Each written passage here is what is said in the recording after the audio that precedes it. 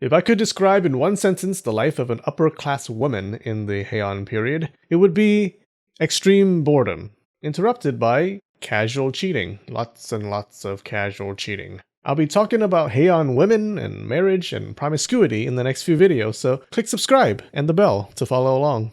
When I think of Heian women, I picture Scarlett Johansson stuck behind bars. Let's be clear, we're talking about aristocratic women here, upper-class women in the Heian court. Peasant women lived differently, more starvingly, and with a bit more misery.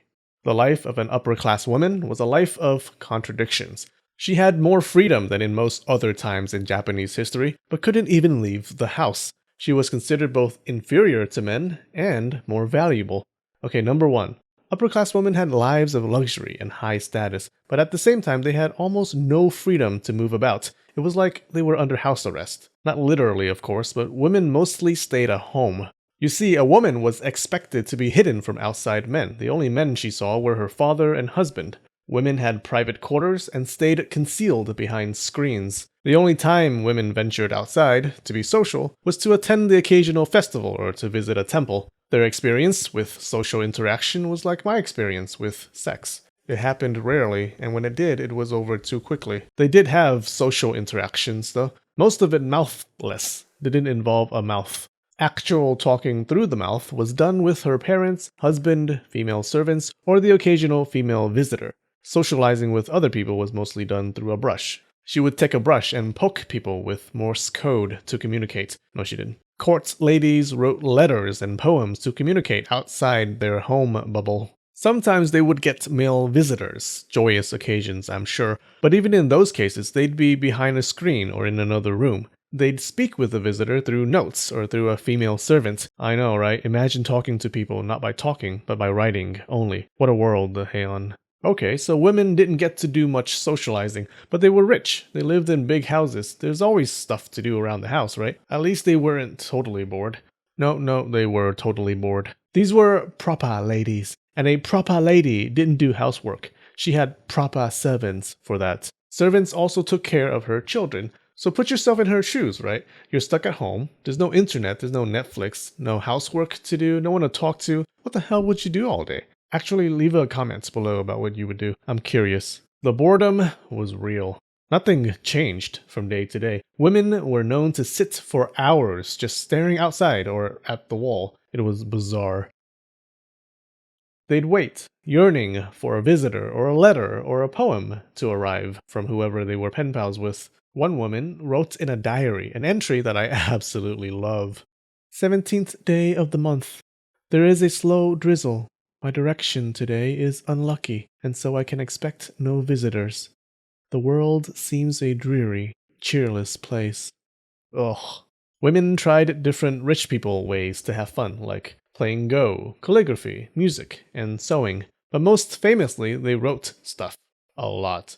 And thank the old gods and the new for that, because their writings opened the paper door and allowed us to peer into the halls of the Heian court. At the same time, we gotta be careful because most of what we know about Heian women is from writings of distinguished women. These were people of high prestige. They wrote from a more privileged perspective than their peers. So, women absolutely crushed men in the literature department. Women made the Japanese written language popular in Japan. Contrary to most cultures, famous Heian authors were almost all women. Why? There's some debate on this. It could be because men were expected to write seriously, while women could be more creative. Men were in government, and they wrote in Chinese because that was the language of official documents. Women were not allowed in government, so they didn't learn Chinese. Instead, they wrote in the simpler, brand new Japanese language of hiragana. Now, in truth, many women did know Chinese, they just pretended not to. It was women who led the spread of the Japanese scripts that Japan still uses today. While men wrote dull government edicts, women wrote all kinds of things. Diaries, poems, fiction, non-fiction. Thanks to women with excess free time, new Japanese styles of writing and poetry flourished, pushing aside the old Chinese styles. There were even male authors who pretended to be female so they could write something not mind-numbingly dull. Number 2. Heian women were considered both inferior and more valuable than men. Chinese Confucian teachings and Chinese Buddhist teachings at the time weren't playing around. They hammered home the idea that women were inferior. Buddhist teachings claimed that a woman had to reincarnate into a man before ascending higher in the path to enlightenment. Women were banned from government. At the same time, they were considered more valuable than men because of marriage politics. The Fujiwara clan famously married their daughters into the imperial family and secured 200 years of control over the government. Inheritance of property usually went to women over men, giving them significant economic freedom. Yeah, they couldn't leave the house, but they had it pretty good. Violence against women was prohibited. A woman could climb the social ladder much faster than a man. A low-born girl from the provinces could catch the eye of some big shots in the capital, get married, and boom, she's swapping poems with the prince. A low-born boy from the provinces? I have a better chance with Scarlet than he had with ladies from the capital. A wife didn't actually join her husband's clan. She kept her own clan name and, upon death, was buried among her own clan members. Now, up to this point, we haven't talked about the most exciting aspects of a woman's life: relationships, marriage, and cheating. Lots and lots of cheating.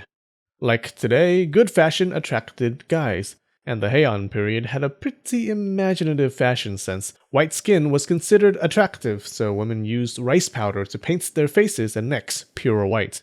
Funny enough, white teeth was not considered attractive, and teeth looked kinda yellow against that white skin, so women blackened their teeth, making their smiles look like these black holes that can swallow your soul. They plucked their eyebrows, replacing them with painted eye blotches. Long straight hair was beautiful, so they just let their hair go, meters in some cases.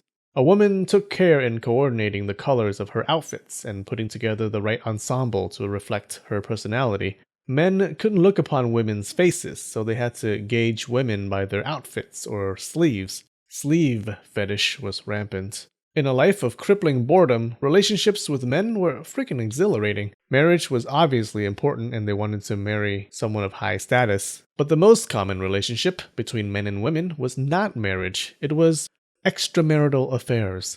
Heian men and women slept with people outside their marriage all the time. It was expected, you just had to do it discreetly.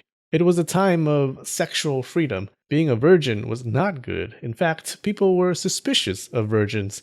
They thought a girl who remained a virgin for too long was possessed by an evil spirit. We'll dive into marriages and bedroom hanky-panky in the next couple videos. It'll be interesting, I promise. So don't forget to like the video and click subscribe and the bell and share the video around.